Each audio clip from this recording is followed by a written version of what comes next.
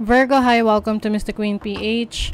At ito ang inyong monthly reading for October 2025. So if you're interested in private readings, meron tayong 50% discount sa mga tarot reading services hanggang September 2025. Ayan. So if you're interested, meron tayong link sa description at sa pinned comment. Paka-check nyo na lang information kung paano mag-book for a private reading. And please subscribe to our channel to show your support. Like, share this video, at comment na rin kayo kung kayo ay naka-resonate. Ayan. And paalala lang, ang reading na to ay general reading. So, maaari kayo makarelate, maaring hindi. Just take what resonates. So, let's see, Virgo, what's the energy for you? October 2025.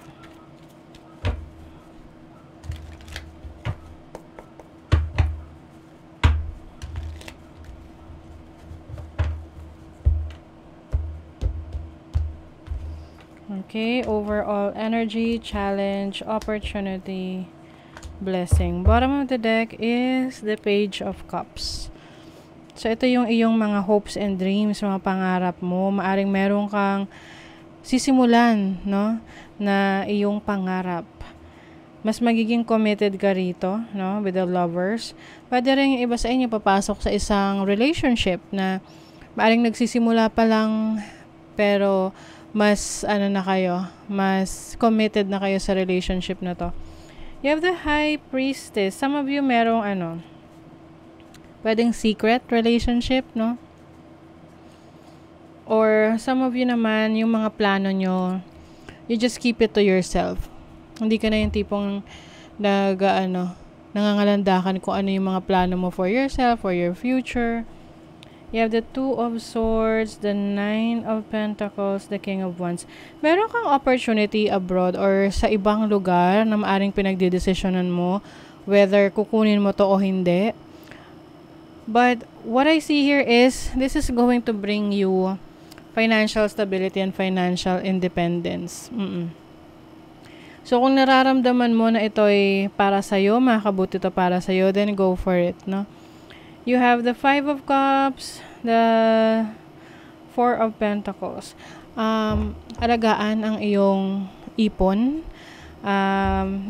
Iwasan na gumastos na hindi naman kailangan kasi baka pagsisihan mo. Yung tama lang. Kasi diba minsan na over tayo spend.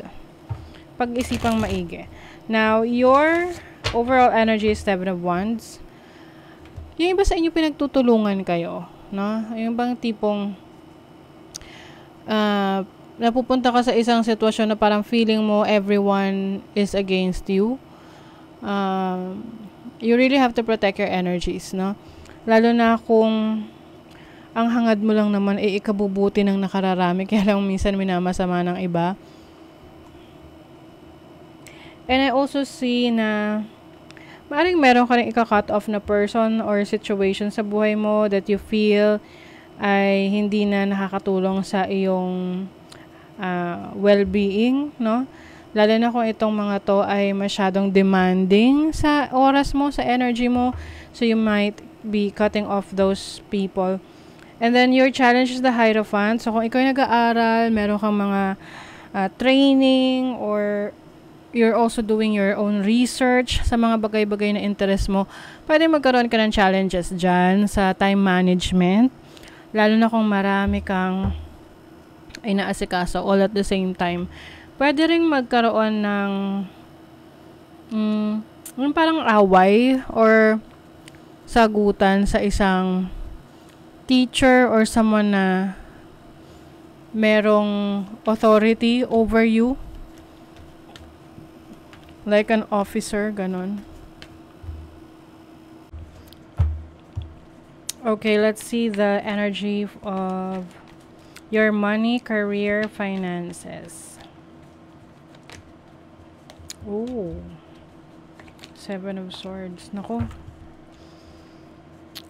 Okay. Virgo, medyo mag-ingat kayo sa mga taong pagkakatiwalaan nyo sa pera or sa trabaho, no? Kasi pwedeng meron tong magawa na hindi makakabuti para sa'yo. or someone here is not telling the truth, or yung bang may minamanipulate na information. Oo. So, be careful, ha? Seven of Swords is also about deception. Na, pag magsisisihan mo. So, maaring meron sa trabaho mo or sa career, sa business na may ginagawang hocus-pocus. Yung iba naman,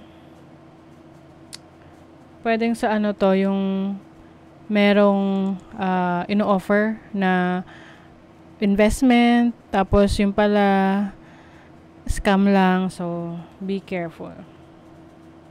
You're about to take bigger responsibilities in your business or career. Oh, merong may magandang opportunity sa work, like maaring ikaw ay mapopromote. Kaya lang, no, yung iba sa inyo, yung promotion na yan ay maaring merong mga taong naiinggit kasi feeling nila hindi mo dinideserve. Some people might be against you dahil mas nakakaangat ka na sa kanila.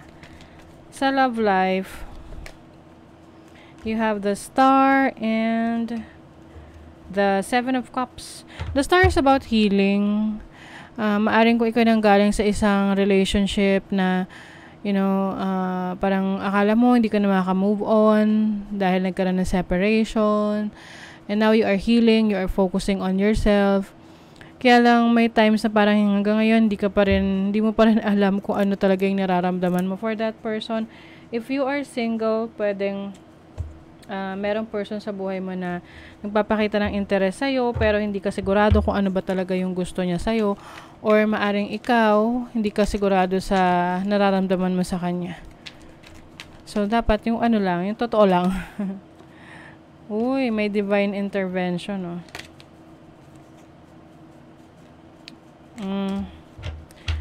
Yeah, alam mo, if ang isang relationship or connection ngayon sa buhay mo ay hindi magpo-pursue, yung tipong parang naudlot, may dahilan kung bakit, no? Maaring ito ay protection para sa'yo, maaring itong person na to ay sasaktan ka lang, or merong hindi magandang intentions towards you. So, yun na lang isipin mo. Kaya hindi siya natuloy. Kaya naudlot. Fertility. So, some of you ay magiging very productive ngayong October. Pwede rin tong pregnancy, no? So, lagi yung sinasabi sa inyo, kung di pa kayo ready, mag-ingat. Pero kung ready na kayo, then congratulations. May opportunity for pregnancy. Merong cycles. It's your time to shine, Virgo. Kaya nga maaring merong mga tao na kumukontra sa'yo kasi nakikita nila na ikaw na yung umaangat, no? Ikaw na yung tinitingala, ikaw na ina-acknowledge ng mga tao. You are shining. So, wag mo hayaan na ikaw ay maapektuhan sa mga nega energies na yan sa paligid mo. At mag-focus ka lang sa ikabubuti mo, sa iyong ikauunlad. And, yung logic mo, knowledge mo, yung discernment mo, yan yung blessing sa'yo eh. Kasi mas nakakatapag-decision ka ng makakabuti para sa'yo. You have Venus in Taurus in the second house. Merong romance. Second house is about values, no?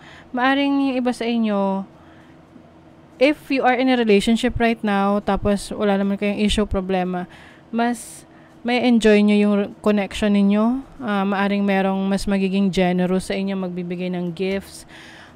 You will treat yourself for a vacation or an important event na mas magkakaroon ka ng time para sa isa't isa.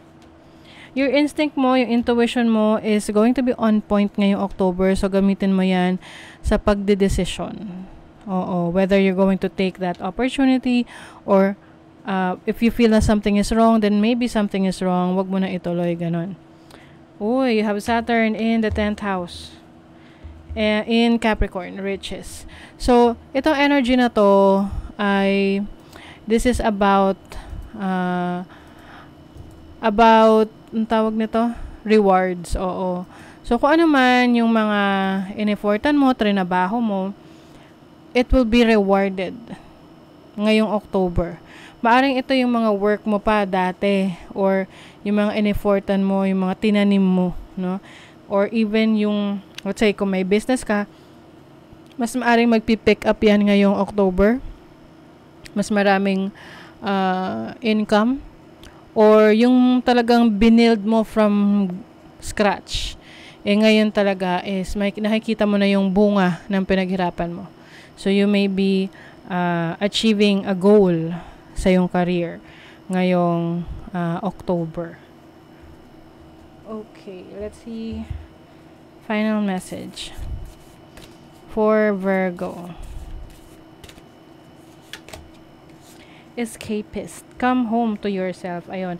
May mga times na parang iniiwasan tayong harapin kasi either hindi to komportable sa atin, pero actually mas maganda na harapin natin at kumbaga mas maging aware tayo sa realidad ng buhay kaysa iniiwasan natin kasi maaring nagsasayang tayo ng oras sa pag-iwas dito, no? So, mas maganda na focus ka doon and then kung may problema, gawa ng paraan agad para nasusolusyonan na, no? And then you can move on to the next goal mo.